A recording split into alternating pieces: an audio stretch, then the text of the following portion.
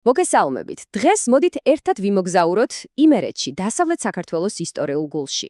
ჩვენი მიზანია გავარკვიოთ, თუ როგორ ძერწავს ბუნება, ლანდშაფტი იმას, რასაც ჩვენ ადამიანები სახლს ვუწოდებთ. მოკლედ, ეს არის ამბავი იმერულ სახლზე.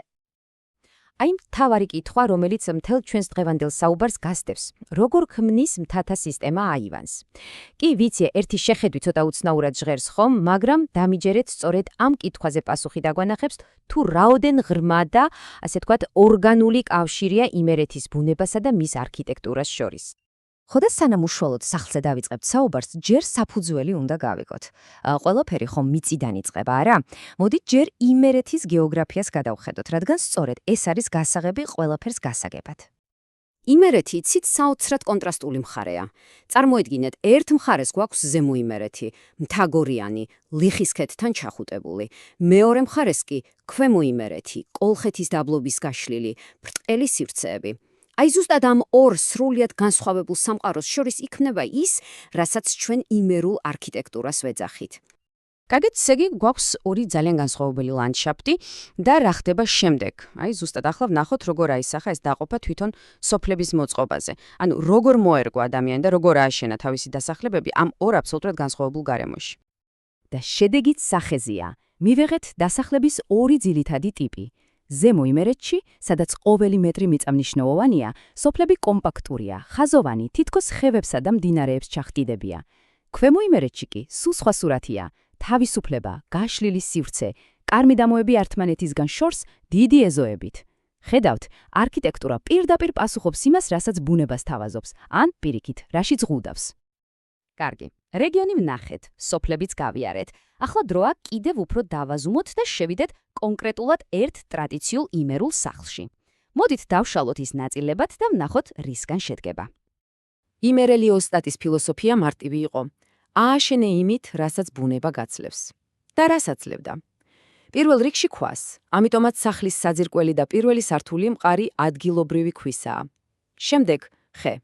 რეგიონი ხომ ტყითაა მდიდარი, ამიტომაც მთავარი საცხოვრებელი ნაწილი სწორედ ხისგან კეთდებოდა და ბოლოს სახურავისთვის, რა თქმა უნდა, კრამიტი, ყველაზე გავრცელებული და პრაქტიკული მასალა.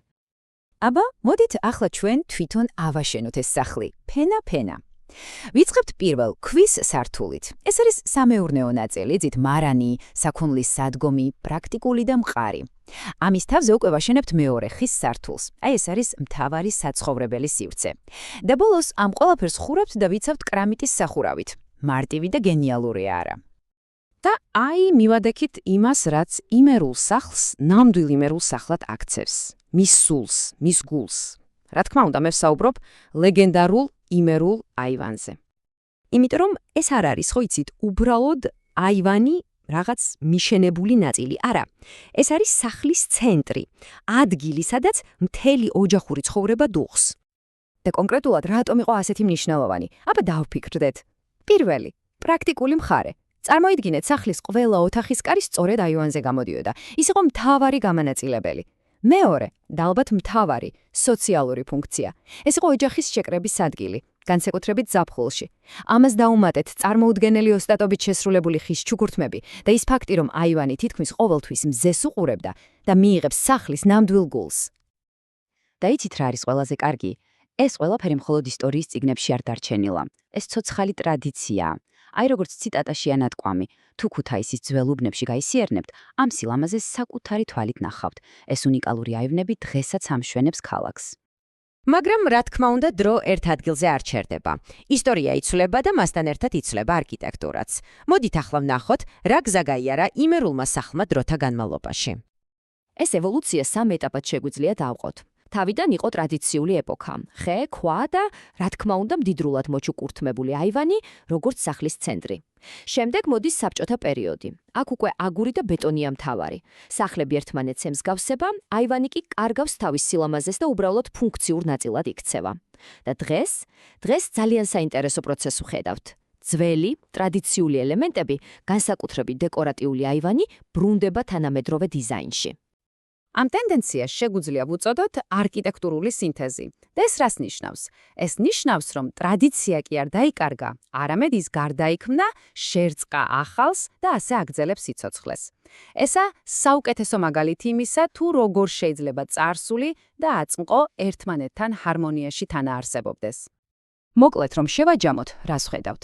იმერული სახლი უბრალოდ შენობა არ არის. დაწყებული ლანდშაფტით, რომელმაც სოფლის ფორმა განსაზღვრა, მასალებით, რომელიც ბუნებამ უკარნახა და დამთავრებული იმ ცვლილებებით, რომელიც ისტორიამ მოიტანა. ეს სახლი მართლა თავისი ხალხის და თავისი მხარის ისტორიას გვიყვება. და ბოლოს, მინდა ერთი კითხვა დაგიტოვოთ. აი თუ იმერული სახლი ამდენ რამეს გვიყვება თავის ლანდშაფტზე, კულტურასა და ისტორიაზე, დაფიქრდით, რა ისტორიას ყვება თქვენი სახლი?